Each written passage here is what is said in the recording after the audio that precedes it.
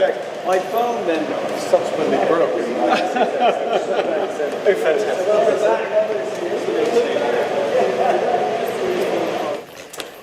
Prime Minister of Canada, Your Majesty. Your Majesty.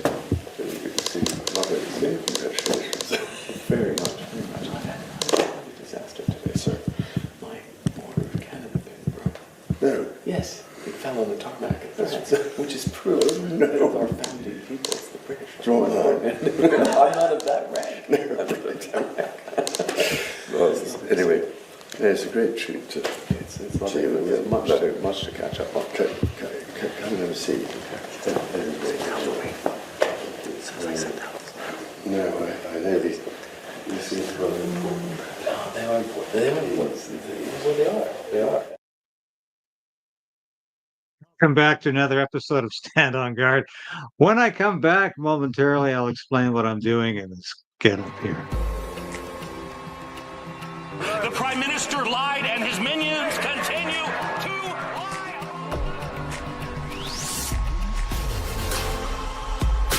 We need political change.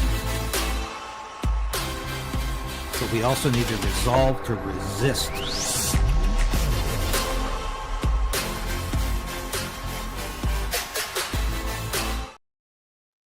Yes, as Sasha, my cat, always said, please like the station now at the beginning of the program.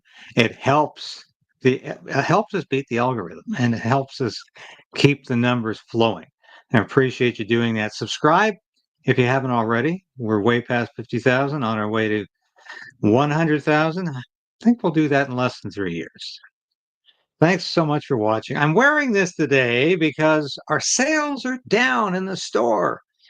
And we need to remind you, we've got some great kit, some great gear.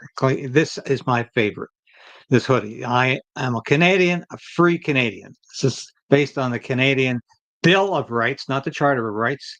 The Canadian Bill of Rights from 1962, the Prime Minister John George Diefenbaker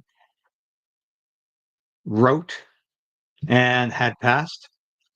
And it came into vogue again during the Freedom Convoy, because apparently the Charter of Rights was not enough to protect the rights of our Freedom Convoy riders. So, and we've also got this great hat, and I'd like to make a special mention to my father-in-law here, who one of these hats is on the way to.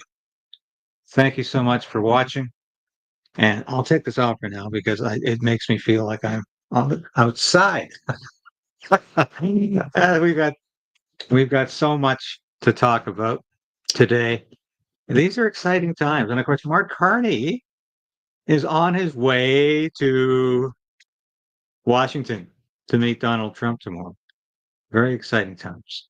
My question, one of the questions that came up at Mark Carney's news conference yesterday, or Sunday, Saturday, was whether or not he was afraid there was going to be an ambush like what happened to poor President Zelensky from Ukraine, where J.D. Vance came in the room and demanded some honesty from Zelensky. Because, of course, Zelensky is a classic BSer, constantly suggesting that it's everybody else's fault, and I've been democratically elected. Did you know Zelensky was actually born in Russia? He's not even a Ukrainian. And he refused to have an election last year. He refused to stand for re-election. So he's a dictator. He's ruling by decree. He jails his political opponents. He shuts down the political press he doesn't agree with. He shanghais people off the street to put them in an army that's on the verge of complete collapse. But I digress. My question is, and I'm not going to read all of this, but my question is, when Mark Carney is meeting with Donald Trump, I hope J.D. Vance does interrupt the news conference and demand that Mark Carney pledge his support for free speech in this country. J.D. Vance has gone over to Europe and told the Europeans that they're not paying respect to free speech, that they're violating free speech with laws like we almost passed in Canada, the Online Harms Act, which would have devastated media like myself and others who are out there doing, I think, which is work that needs to be done. But it would have shut us down, and it would have potentially imprisoned us in our own homes, being accused of thought crimes. So J.D. Vance is over in Europe talking about this. Will he demand that Mark Carney respect free speech by not introducing another Online Harms Act? Because it died with the last parliamentary session before the vote, before the election. It died when a new election was called, and the House of Commons was dispersed. It died at that point. Will Mark Carney reintroduce Bill C-63, the Online Harms Act? He's hinted he will. He's talked about misinformation. If you read this post, I just put it up today, it's all about that. And by the way, if you missed my episode yesterday about how Mark Carney is sounding like a dictator who wants a one-party state. We all wear the same Team Canada jersey, he says yesterday. Have a look at my Substack, which is going up just after the show today. And I recapitulate a lot of the points I made yesterday, so you don't have to watch the whole show. I encourage you to watch the whole show.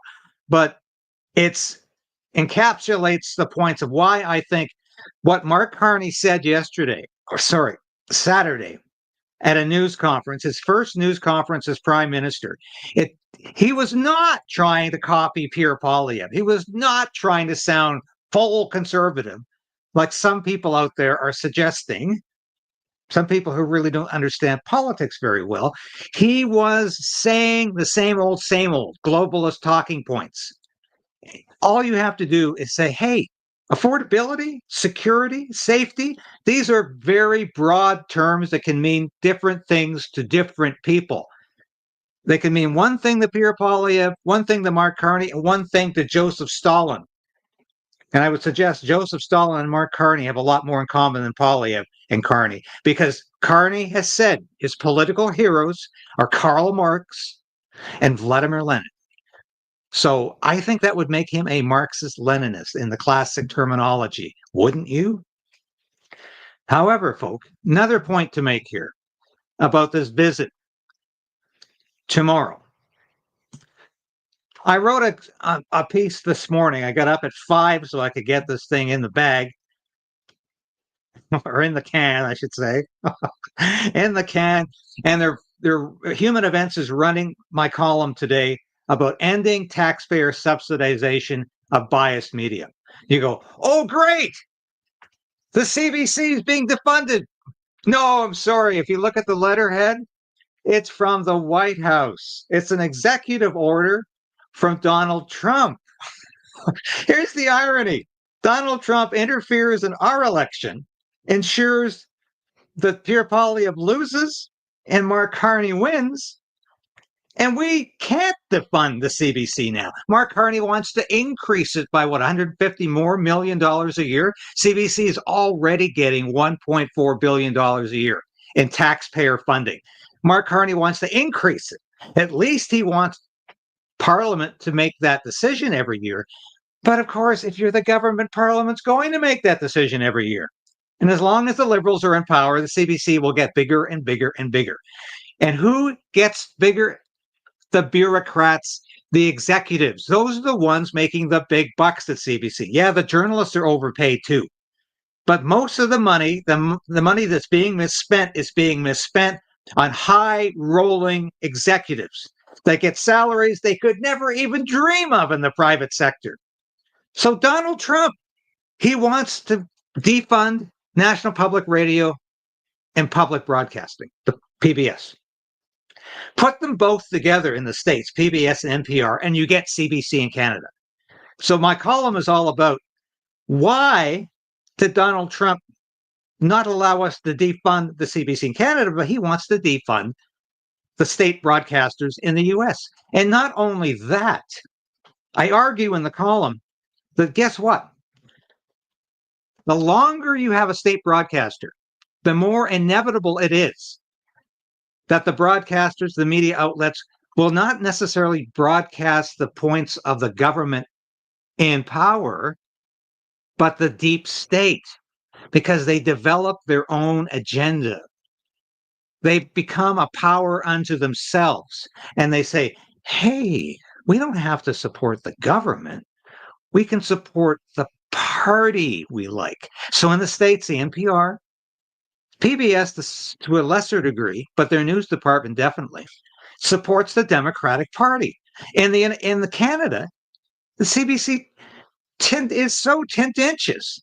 It constantly is out there swinging and pitching for the Liberal Party. It did so to a large degree, not always, but to a large degree during this election campaign. And it was atrocious.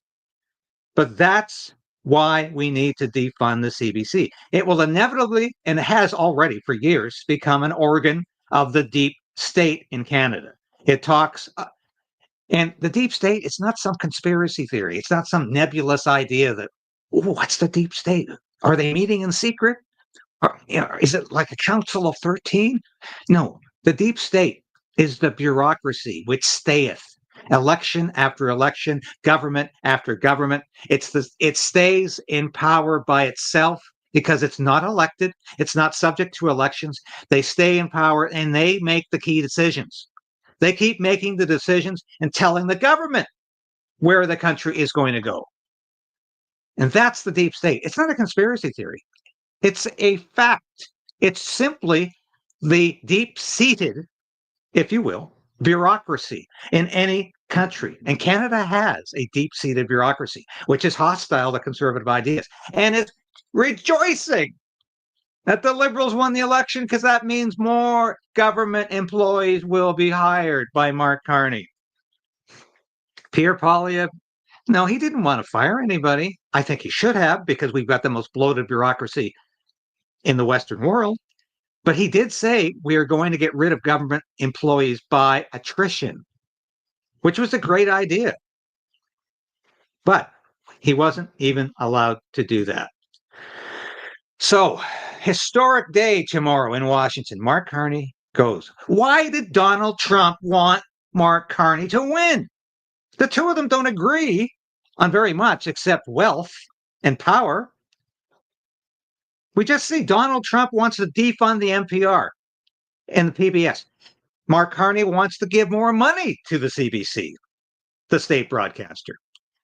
Donald Trump wants to end woke politics. Mark Carney loves woke politics. Donald Trump wants to dig, to drill, and to find U.S. natural resources. Mark Carney wants net zero. Mark Carney doesn't want pipelines. Donald Trump says, let's build pipelines. The two of them are diametrically opposed. So why did Donald Trump want Mark Carney to be the Prime Minister of Canada? Well, I think on the one hand, it's obvious he wants to degrade Canada because he really wants this woke country out of the way. And he wants Alberta to separate. He wants the country to deteriorate. So he can take over because he's not literally going to annex Canada. He's not going to invade Canada with the United States Army and the Air Force. No, that's not going to happen. But he can come in and pick up the pieces. But here's another reason. Now, this is an interview with Global News and the people who interviewed Donald Trump for the story about why he wanted Mark Carney to be Prime Minister. Now, I know you're saying the Atlantic, you can't trust the Atlantic.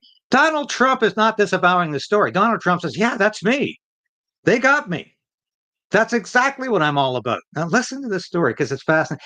The reason Donald Trump wanted Mark Carney to win, just because he wanted to demonstrate his power, just because it was an ego thing, just because he wanted to say, hey, I can do it. I can make this happen. I can make Mark Carney, even though I disagree with the guy. And yeah, they've known each other for a long time. But I'm going to make Mark Carney Prime Minister just to show it can be done. Listen to this fascinating interview.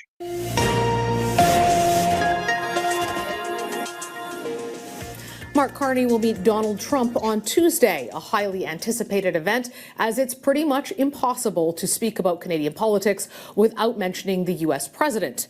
Donald Trump has poked and prodded at our elected officials and aimed a tariff wrecking ball at our economy. And he recently told an American journalist that he runs not only his country, but the world. That reporter joins us now, Ashley Parker, staff writer at The Atlantic. Ashley, thanks so much for coming on the show. Thank you so much for having me. One of the things that really jumped out to me that he said to you and your colleague was that his first term was about trying to run the country and survive.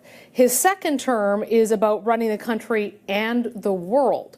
What do you think he means by that? In some ways, I think he means just that. His first term, he gets to Washington. The first office, it's hard to remember, but the first political office he ever sought was the presidency. So he doesn't know how the federal bureaucracy works. He doesn't know how the levers of power works. He doesn't know how the powers of the presidency work. He is surrounded by people who are not particularly loyal to him or to his agenda, at least not all of them. And he feels like from day one, he is just constantly under attack. Impeachments, legal issues, Democrats going after him, Republicans in Congress not doing what he wants to do. This time, when he returns to power, he has consolidated power in the Republican Party. There's almost no dissent from Republicans. These court cases, these felony charges are behind him. And he comes in surrounded by a different team of people who are willing to do essentially whatever he wants, however he wants. He understands the levers of power this time. He knows what he didn't know before. He sort of figured out the democratic norms. He's able to just utterly smash through. And he says, I run the world. I think a more accurate version of that is that he is sort of making the world bend to his will and or respond to his actions. And a classic example of that is simply tariffs. What Trump did with tariffs and the back and forth, there's just about no country in the world that is not paying attention or dealing with some ramifications or fallout or trying to figure out what a potential trade war with the United States and President Trump might mean. Well, of course. Before we go any further, I just want to say, I know she's probably not in the bag for Donald Trump, this reporter. She's probably not one of his biggest fans, but I think this is a fairly dispassionate, objective analysis of her interview with Donald Trump, and I think it's worth listening to. Canada is in the middle of that situation. Our newly elected Prime Minister Mark Carney is heading down on Tuesday to meet with Donald Trump. They seem to have a better relationship than Trump had with Trudeau, for sure. But I know that you spoke with Donald Trump about whether he's serious about these 51st state threats and the Canadian election and his influence on it. What did he tell you? It was fascinating. You know, Donald Trump has been talking about Canada as a 51st state for a little while now, but it has always struck me and others who have covered him as sort of a troll and a provocation, but not something he's actually serious about. So it came up again in the Oval Office, and I believe it was Jeff Goldberg in this case, our editor-in-chief, who sort of said, but come on, surely you're not serious about Canada being a 51st state. And Trump said, no, I absolutely am. And Jeff pointed out that if Canada was a 51st state, it would essentially, by our standards, be a Democratic state, right? It would be a state that would likely send 2 Democratic senators and Democratic representatives and vote Democratic in the Electoral College and the popular vote. And Trump sort of said, I know, but, I just don't care. I want it to be a state. I will say he said this, but he didn't seem to say it as fervently as some of his other deep beliefs on, say, immigration and tariffs. And he also didn't offer any sort of plausible plan on how he plans to make that happen. And then the other interesting moment was we spoke to him shortly before the Canadian elections.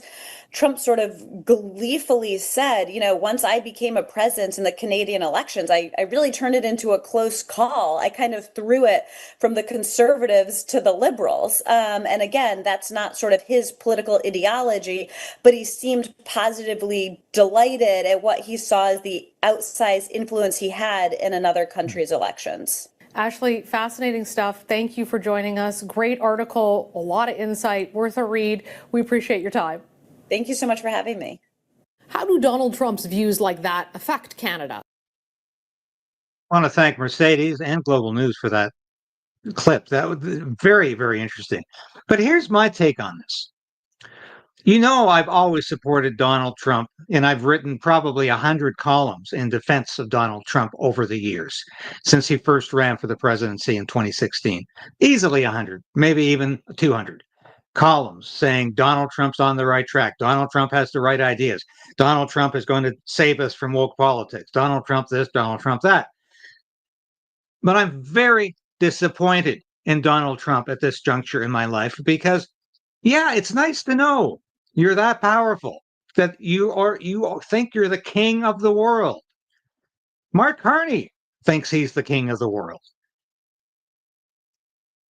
King Charles III, he thinks he's the king of the world at times. He's a globalist. But I'm sorry, Donald Trump, you really interfered in our election, and it's unacceptable because we in Canada have to live with those consequences. Now we can't defund CBC. Now we can't really have affordable housing because we're going to have Soviet style block housing under Mark Carney. Now Canada can't at least begin to draw back some of the DEI factors and policies that are killing us. Now, Canada can't start at least questioning some of the programs that are very bad for this country. Now, Canada can't really give a meaningful tax cut. Not $800 a year like Mark Carney's offering. We need more than that. But now Canada can't do that because we have a liberal government and it was all about ego and power. And I'm very disappointed about that. I want to play a few minutes of my old friend Kevin O'Leary, who actually I interviewed many, many times when he was running for the Conservative Party leadership, and he dropped out. And I think that was the year Andrew Scheer won. But I did a lot of interviews with Kevin O'Leary, and I want to have him back on the show, and I'm trying to do that right now. But in the meantime, here's a few minutes. I don't think the Canadian voter is interested in another union as And thank you for forced capital away Daniela from Camboni. Canada because there's no way to get any kind of infrastructure or resource-based development done under C-69. And the Liberals proved that they were able to kill off any investment in resources over a 10-year period. I don't know why they want to do that, but they did. And then also this carbon tax on industrial development, big problem. Sovereign wealth is not interested when they can go to Texas and avoid that. And that's where they're going. You've seen all these announcements around all kinds of projects south of the border, billions and billions of dollars. We have to be competitive with that. And I think Carney's going to have to face that reality. And in order to get anything done, the only place he can go, assuming he remains a minority, and I am assuming that, it's going to be very hard to pick up the remaining seats because we've got 99.4% of the vote counted. Now, here's where Kevin might be wrong here. And once again, my thanks to Daniela Camboni. She has a great show on YouTube. Have a look at it. But Kevin is wrong. I think I think Carney might actually pick up those seats with some NDP defectors. He's already got Elizabeth May in his pocket. I think he can pick up some NDP defect, which is going to be devastating news for Canada. But we'll go on from there. He will be in a tough situation. He will have to deal with the Conservatives. And I think that's healthy for Canada. I really do. And we may force him away from these policies that have destroyed the Canadian economy. But the fact that Poilievre even lost his seat, Kevin, what does that say about his future here? I think right now there's nobody within the party, and I've had multiple conversations starting as late as 2 o'clock in the morning yesterday with Conservatives, and certainly this morning, that's willing to challenge his leadership because the Conservative Party gained a significant number of seats. In a way, it was historic for them as well, and they did a lot of damage to the Liberals in Ontario, which is remarkable in the 905 area. Yes. And that, I think you may call that the curse of the idiot king. I mean, the stink of Trudeau is still around and made a lot of people in those ridings in the 905, they became conservatives. And as a result, the Conservative Party sits in a pretty interesting situation in a constituency where they didn't have a lot of strength before. And that's a challenge for Carney. Now, regarding Pierre, I mean, he's going to have to ask one of the members that actually won their riding to step down. That's always difficult.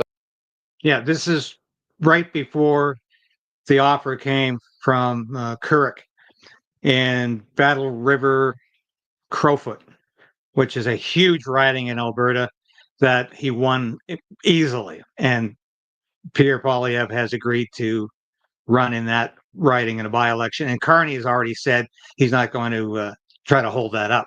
So, sorry, it's a little out of date there. But he has 6 months to do that. This is not unprecedented in, politics in Canada. So we'll see how that works out. But there will be some infighting. There's no question about it. But he probably will be an effective opposition leader in negotiating better deals for Conservatives. And I think they'll support him and give him that seat. And he's got a while to do it. He can, it's an awkward situation, but you can still be the leader and still command the party, so to speak. Yep. But you're right; it's an uncomfortable situation. When I was speaking, I want to add in here the issue here with Pierre Poilievre running in that particular seat in Alberta. Now, say the by-elections in 3 months from now, that's when Alberta is going to be right in the heart of the debate over independence. So it's going to be very fractious. And the People's Party of Canada has already said they're going to run a candidate in that seat. So it's going to be very, very contentious. But I don't know how Poilievre is going to respond to the wave of Alberta separatism. Obviously, he's going to oppose it, but it's going to be very contentious in Alberta. So I'm not sure it was a wise decision to run in that particular seat because the timing is going to be very, very difficult for Pierre Poilievre and for the Conservative Party because there are a lot of conservative provincial, federal who are going to be supporting the independence option. I can tell you that. There's going to be an overlap. So I think Poilievre might have been better served by running in an Ontario seat that was safer. And there are a number of them around Ottawa, and I don't understand why one or two of those members didn't step aside, because it would have made life a whole lot easier for Pierre Poilievre. And just a little more of this I went out this morning for my coffee run, wanted to get the thoughts of Canadians. And one thing that kept coming back were those liberals, lifelong liberals, who did not want to vote Liberal, but couldn't get around to liking Poilievre. What do you make of his likability factor? I don't want to harp on the past now, but how much did that play into things, Kevin? Well, no question, it played into it. And I think, if he could have run a different campaign, I think he would have looked at the mistakes he made. It also goes back to the campaign manager. And this is a woman who also has failed before for Conservatives. And so, look, everybody wants to point fingers after the fact, but you have to look at management and you have to say, okay, what worked and what didn't. I would think her chances of being a campaign manager again for Conservative are low. She's lost a few campaigns, and I'm the kind of guy that says, look, if you're 2 strikes, you're out in politics, and so there will be some changes there. He could enhance his likability as an opposition leader. I want to comment there. That's Jenny Byrne, of course, the campaign manager. She was also responsible for the ship sinking under Stephen Harper in 2015. So why in hell Pierre wanted her back on this campaign? I don't know. I hope it's her last campaign. I don't know. But certainly the campaign got off to a rocky start because Poilievre was not allowed to be himself. Very much what I observed, having watched a lot of Conservative campaigns from the inside, not just from the outside. I think I have that advantage over a lot of other YouTubers. I have been on the inside of Conservative campaigns. So I don't think it was run well from the beginning. But I'll tell you this, to blame it on Pierre Poilievre's personality is absolute bunk. because compare Pierre Poilievre at his passionate best during all of these rallies. He was giving 101%. I hate using a term like that, but he was giving all. He was giving everything he had at these rallies, and I went to many of them. And he was giving his all, talking about freedom, safe streets, pride in the flag, pride in the country, a government that just minds its own business, in addition to laying down sound fiscal policy. He was doing his damnedest. Now you compare that to Mark Carney, who attended a bunch of coffee clatches, who really couldn't put himself out. Compare these personalities. Who is more engaging, Pierre Poilievre or Mark Carney? So this is really not an argument. It's a non-starter to blame it on Pierre Poilievre's personality. He had a hell of a lot more personality. He was a hell of a lot more effervescent. Excuse my language. He was a great deal more enthusiastic about the campaign, and I think a lot more engaging than Mark Carney can ever dream of being. When I come back, my closing remarks, I got to show this ad for my store. And I'm going to come back with my hat on, okay? Stay tuned.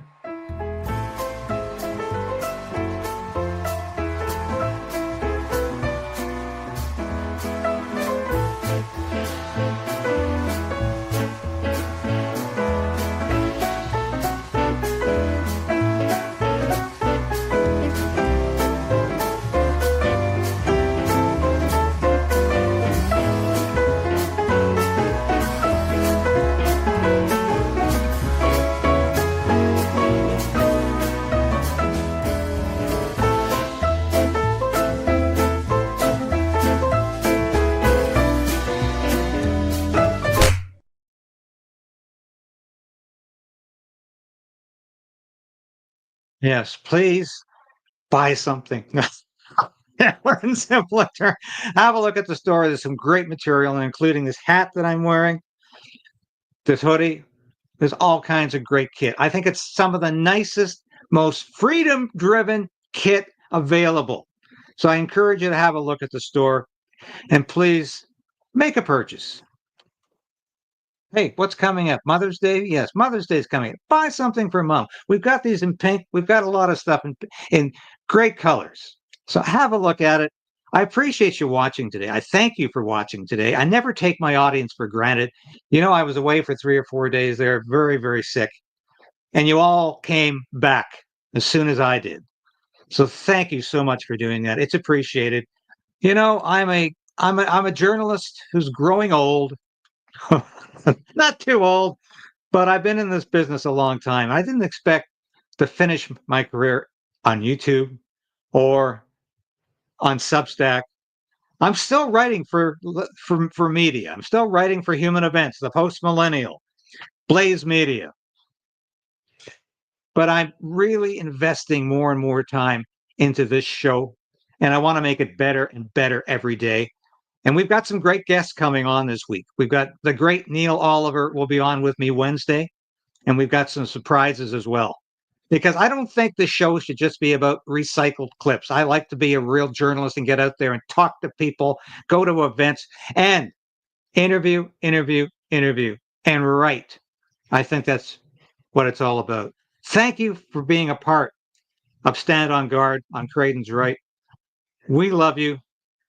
I've been coming at you. This has always been live now for at least 2 years. This has been live from Ottawa, the nation's capital. Thank you for watching. And thank you so much for being a regular viewer. God bless this country. Godspeed to you. And we'll be back again tomorrow.